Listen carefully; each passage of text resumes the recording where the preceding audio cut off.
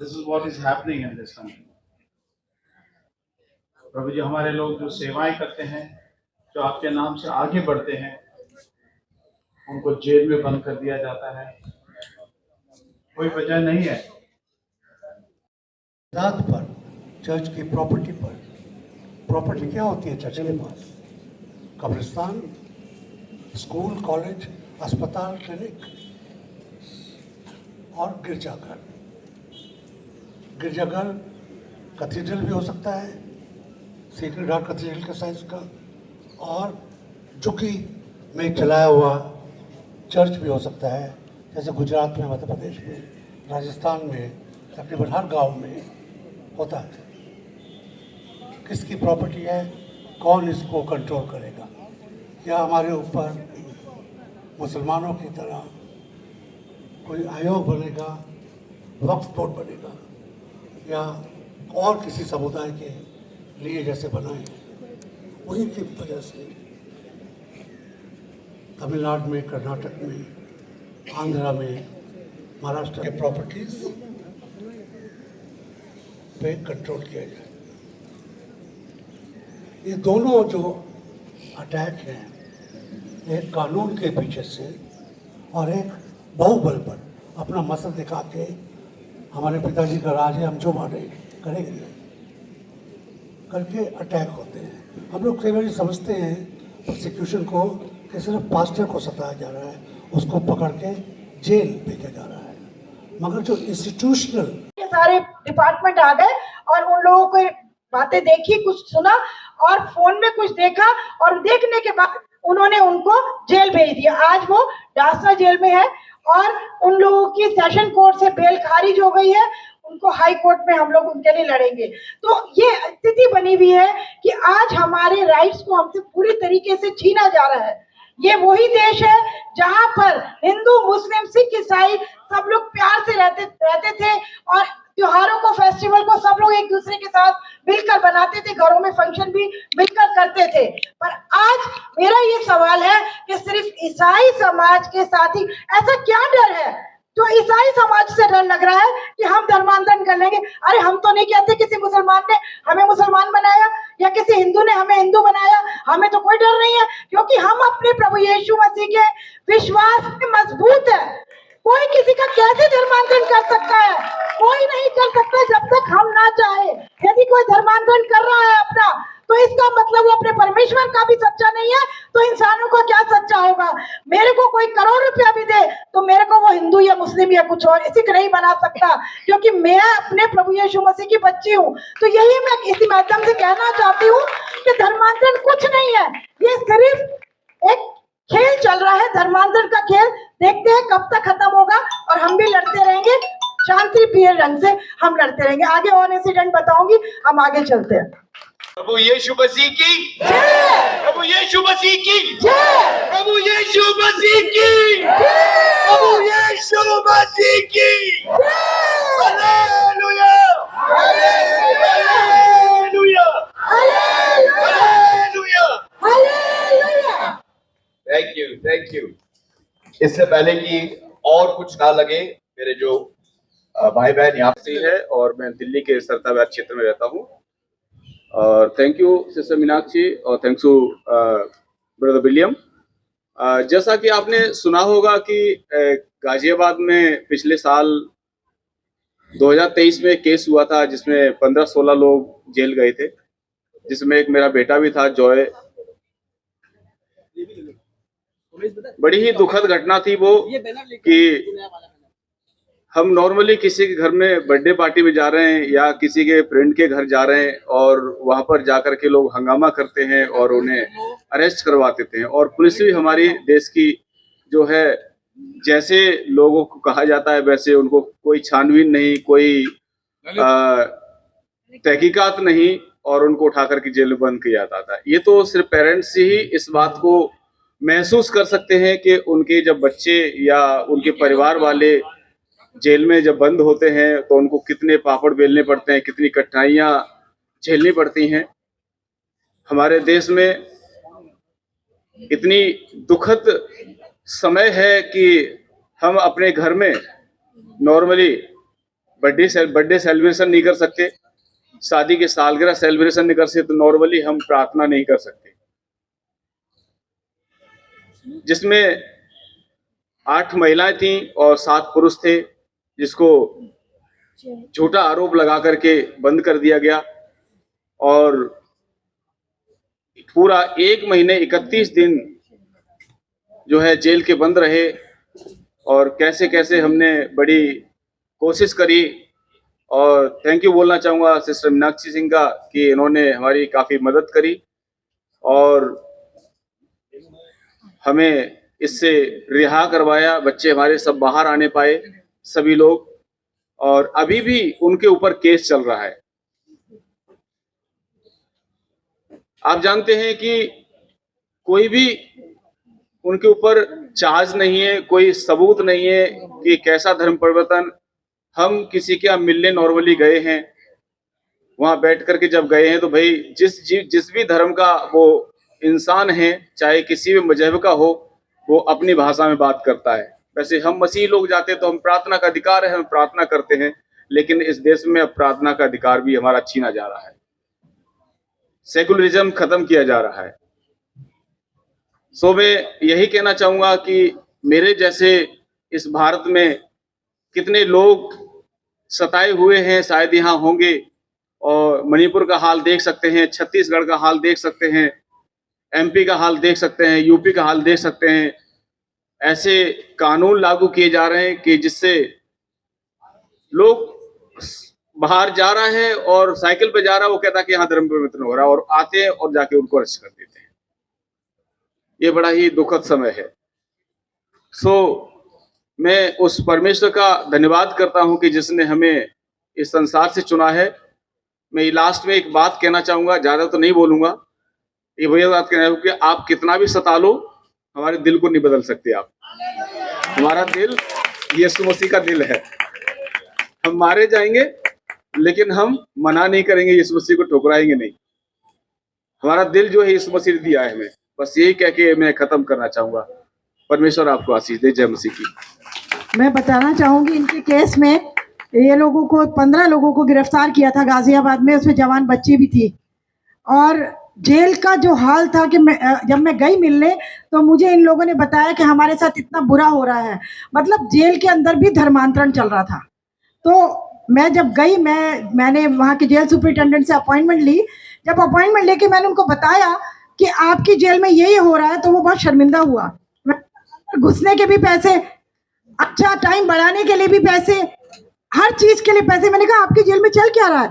तो उन्होंने बुलाया, इनके ही बेटे को बुलाया, जॉय को, और उन्होंने पूछा बेटा क्या हो रहा है? तो उन्होंने बताया कि अंदर हमें बहुत मार रहे हैं, टॉयलेट साफ करवा रहे हैं, और जो हमारी बच्चियां थी उनसे पूरा जेल का इतना बड़ा ग्राउंड वो सफाई करवा रहे थे, और यदि उन्होंने नहीं की तो उनको मारा।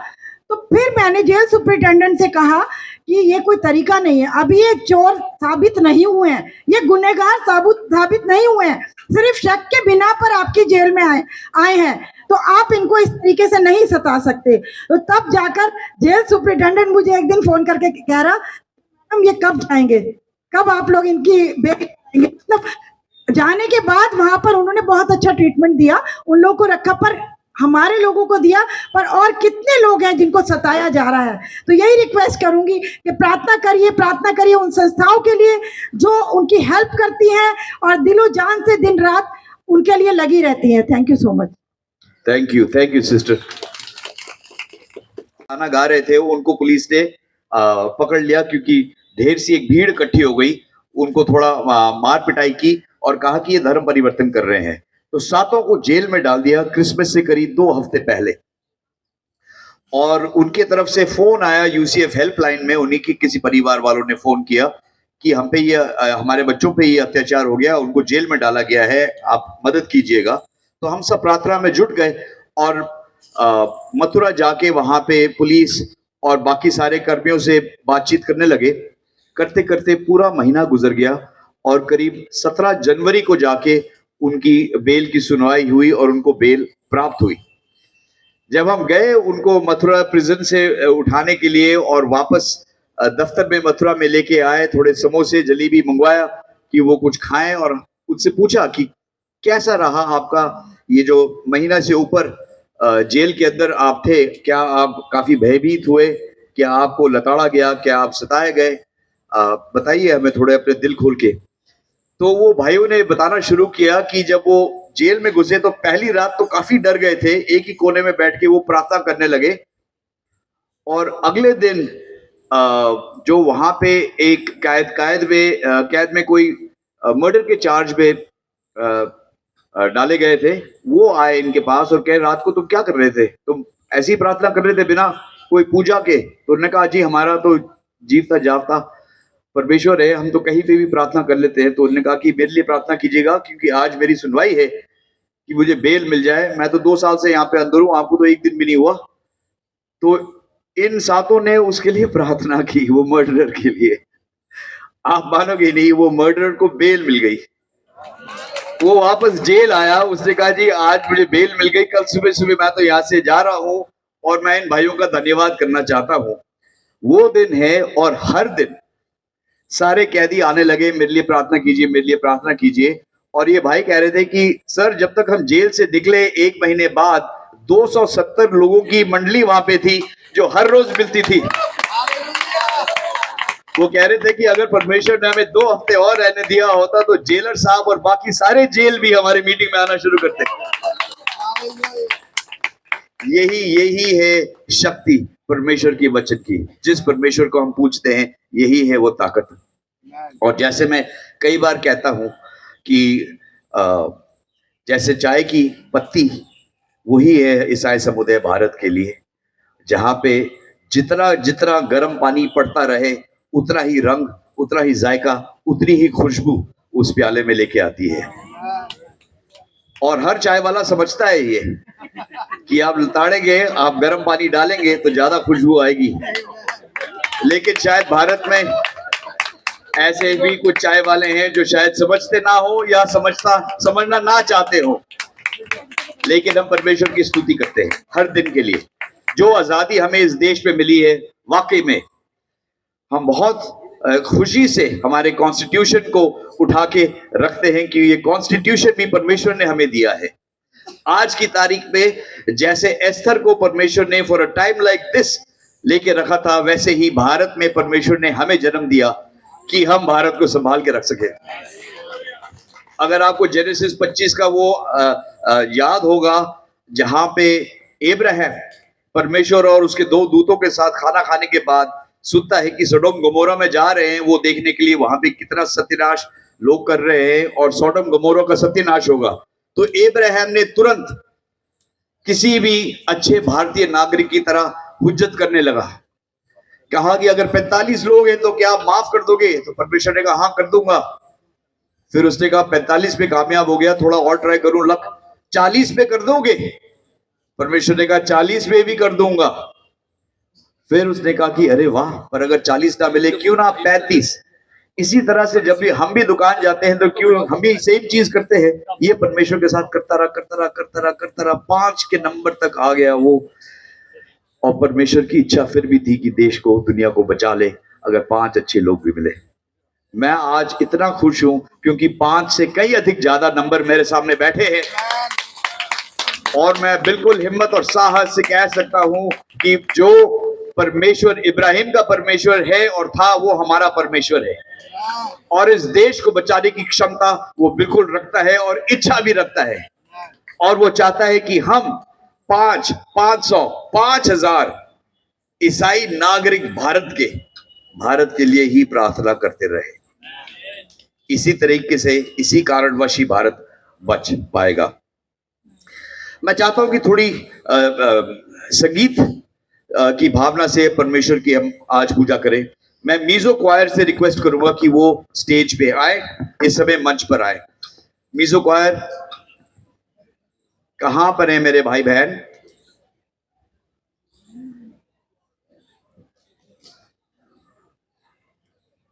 Come, brother. Please, come on up. Take your time so that you can all set up on stage. Again, I will request all of those who want to get onto social engagement. Every single time that we come knocking on your door, I'm grateful. I'm going to request you to kindly come on stage, please. I want you to lead us in a time of prayer. We have many Christian brothers and sisters who are in jail right now. There are teachers who are in jail. There are principals of schools and colleges who are in jail. There are nuns and sisters who are running orphanages who are in jail. There are church leaders like yourself who are in jail. And then there are regular citizens like me and others who have gathered here who are in jail. I want you to lead us in a time of prayer for each and every person who's in different jails here in India under the different anti-conversion laws. Please pray for their peace, for their welfare, their families, and for the Lord helping to get them out. Thank you. Let us pray. ये बहुत जरूरी दुआएं हैं और Michael ने भी बताई हैं और हमारी ये प्रार्थना है कि the Bible says the time is coming that people will worship me in truth and in spirit. समय आएगा और आता है कि लोग जब आराधना करेंगे तो आत्मा and His mercy endures forever. His loving kindness endures forever.